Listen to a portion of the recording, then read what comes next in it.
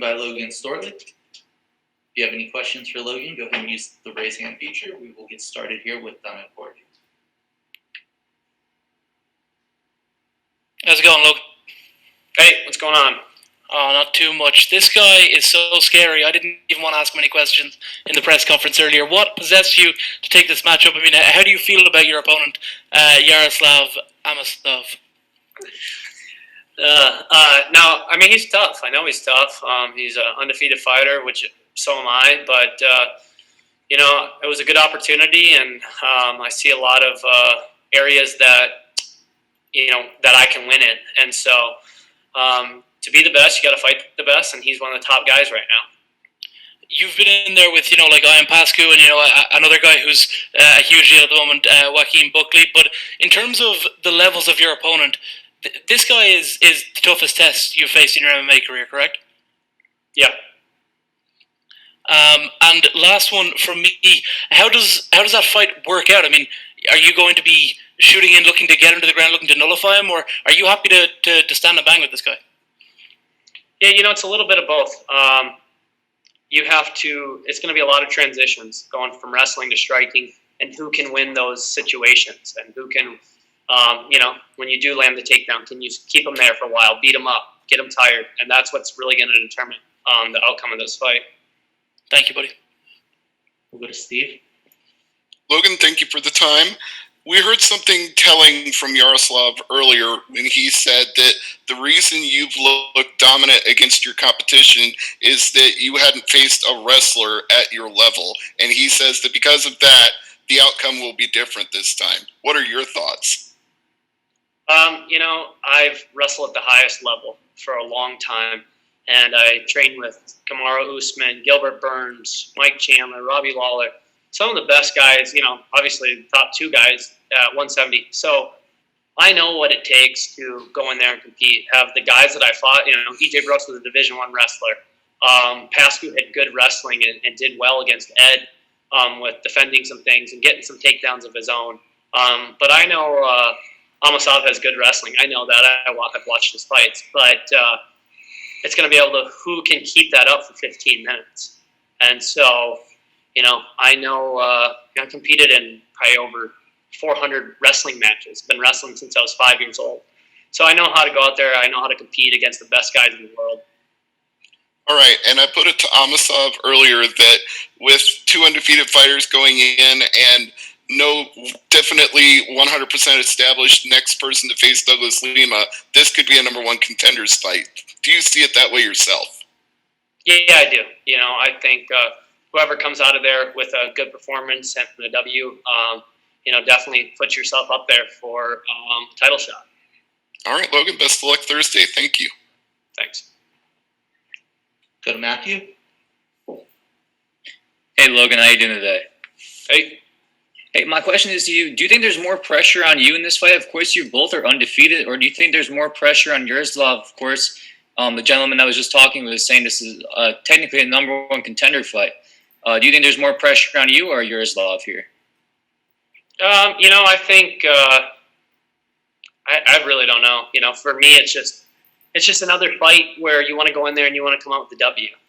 So I don't really think about his situation. I focus on me, and so for me, there's a lot at stake for both of us. But for me, it's business as usual. Go in there and try to dominate this guy for 15 minutes and get a W and see where we're sitting afterwards. Yeah, even with a win over Yaroslav, of course, you'd be 12-0. Do you want to get a few more fights in before you would even fight for the title, or are you ready to go for the title already?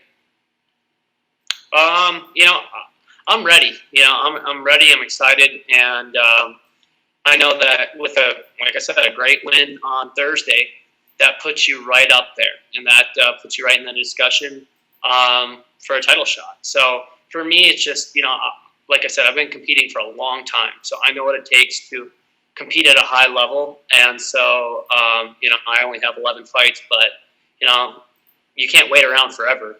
And just saying the next fight. So at a certain point, you just have to get in there and fight the best guys in the world. That's all I got for you, brother. Thank you. All right, we'll go to Simon. Hey, Logan. How are you today, my friends? Hey. So I have this question here for you. Some will say that you have to lose to actually learn. However, you've been undefeated throughout your 11-fight professional career. So what are your thoughts on that? Do you actually have to lose to learn? I don't think so. Obviously, Khabib didn't lose, and look where he's at. So no, I think you learn every fight, whether you win or lose. You learn from situations that didn't go your way, even though the outcome went your way. But you also every single training session, there's something that I'll find out that didn't work, and so. Like I said, I train with some of the best guys in the world, and I'm learning on a daily basis. So, no, I don't think you have to lose to learn, but you definitely don't want to either. Cool, that's all I got for you. Best of luck on Thursday. Thank you. All right, and our last question we'll take two more. We'll have Rick Sanchez. Hey Logan, how you doing? Hey, what's going on? My question is, depending what happens on Thursday night's fight, if there's any opponent you want next, whatever goes on Thursday night? For me, a lot of people have been talking, number one contender spot, and so for me, I guess you go in there and you dominate Amasov. I would like to fight for the title, and so, but I got to take care of Thursday first before I start looking ahead and what's next. This fight hasn't even happened yet, so it's kind of the same answer I always give: is I have to take care of what's in front of me, and right now that's an undefeated fighter in Amasov, and so. If I take care of him, then we go to the drawing board and talk to the guys and see what we're thinking. All right, thank you. All right, and our last question will come from Santiago. Hi Logan, greetings from Amsterdam. Could you keep training at Sanford MMA with Henry Hoof during the pandemic?